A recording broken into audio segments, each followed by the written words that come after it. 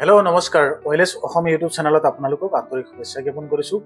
মৰমৰ প্ৰিয় ভিউৱাৰ্ছসকল, আপোনালোক সকলোকে এই ভিডিঅ'ৰ প্ৰথমতে এটা ভিডিঅ' ক্লিপ দেখুৱাব বিচাৰিছোঁ, যিটো মুখ্যমন্ত্ৰী মহোদয়ৰ ফেচবুক পেজতে পোষ্ট কৰা আছে আৰু CM অসম পেজ যিটো আছে তাতো আপোনালোকে গ'লে পাব।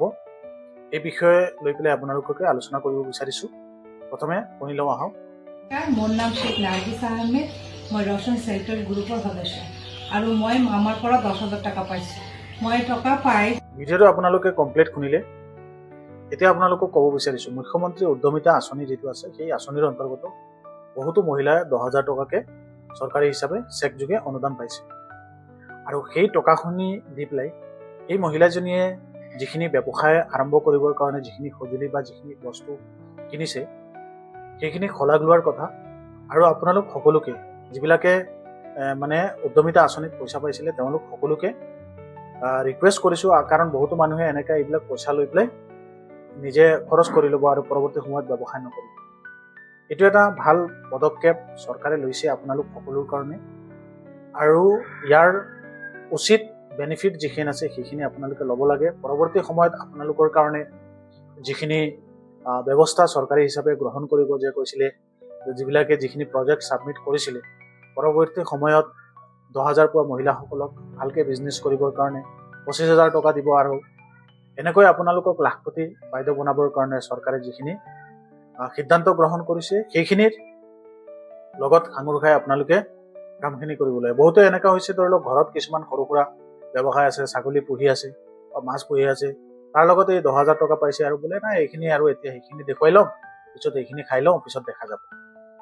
এনেকুৱা হ'লে নহয়। আপোনালোকক উদ্যমিতা বনাবৰ কাৰণে চৰকাৰে যিখিনি চেষ্টা গ্ৰহণ কৰিছে আপোনালোকে সহায় সহযোগিতা কৰি এই মহিলাৰ নিচিনা তেওঁ যেনেকৈ এটা ব্যৱসায় কৰি আছে বা আপুনি যি ব্যৱসায় কৰিব বিচাৰিছে, কৃষি হওক যিয়ে হওক, সেইখিনি আপোনালোকে কৰিব লাগে প্ৰপাৰলি। তেতিয়াহে গৈ পেলাই কামখিনি হ'ব, যিখিনি আশা আছিল, যি উদ্দেশ্য আছিল সেই উদ্দেশ্যটো পূৰণ হ'ব। সেই সংক্ৰান্তত আপোনালোক সকলোকে এই ভিডিঅ'টো প্ৰস্তুত কৰিছোঁ, যাতে মহিলাসকলে পৰৱৰ্তী সময়ত তেওঁলোকৰ টাৰ্গেট থাকে যে চৰকাৰে যিটো 25,000 টকা দিয়াৰ যিখিনি সিদ্ধান্ত গ্ৰহণ কৰিছিল, যে পৰৱৰ্তী সময়ত আপোনালোককে এনেকৈ দিব বুলি। গতিকে সেইটোৰ প্ৰতি আপোনালোকে টাৰ্গেট ৰাখি পেলাই আপোনালোকে এটা ব্যৱসায় ষ্টাৰ্ট কৰিব লাগে। আৰু ইয়াৰ ভিতৰত ধৰি লওক কোনোবাই যিমান মহিলা আমাৰ বাইদেউসকলে পাইছিলে, যদি কোনোবাই এই ভিডিঅ'টো চাই আছে তেনেতে এই ভিডিঅ'ৰ তলত কমেণ্ট কৰিব, আপোনালোকে জনাব আপোনালোকে কি কৰি আছে বা আপোনালোকে যিখিনি ব্যৱসায় কৰি আছে সেইবিলাক কি কৰি আছে, সেইবিলাকৰ বিষয়ে যদি আমাৰ লগত আপোনালোকে শ্বেয়াৰ কৰিব বিচাৰে শ্বেয়াৰ কৰিব পাৰে। ভিডিঅ'ৰ তলত কমেণ্ট কৰিব, নিশ্চয় আপোনালোকৰ লগত যোগাযোগ কৰি আপোনালোকৰ এই বিষয়ে আপোনালোকক মটিভেট কৰিবৰ কাৰণে আন যিবিলাক উদ্যমিতা আঁচনিৰ যিবিলাক মানে বেনিফিচিয়াৰী আছে তেওঁলোকেও মানে মটিভেট হ'বৰ কাৰণে তেওঁলোকৰ কাৰণে আপোনালোকৰ ভিডিঅ'বিলাক বনাই দিম, যদি আপোনালোকে এনেধৰণৰ কাম কৰে। মোৰ এটাই উদ্দেশ্য, আপোনালোক সকলোৱে উদ্যমিতা আঁচনিৰ অন্তৰ্গত চৰকাৰে যিখিনি সিদ্ধান্ত গ্ৰহণ কৰিছিল, চৰকাৰে যিখিনি টাৰ্গেট লৈছিল, যিখিনি মিছন লৈছিল, সেই মিছনত উপলব্ধ হ'বৰ কাৰণে সহায় কৰা।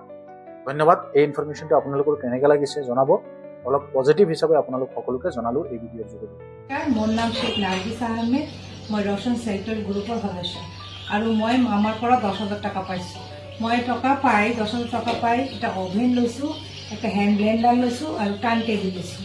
এইবিলাক বস্তু দি মই ঘৰতে কেক বনাওঁ আৰু গাঁৱত যিবিলাক ল'ৰা ছোৱালী বাৰ্থডে এনিভাৰ্চাৰী সেইবিলাক হয়, সেইবিলাকৰ মই ঘৰতে অৰ্ডাৰ লওঁ আৰু কিছুমান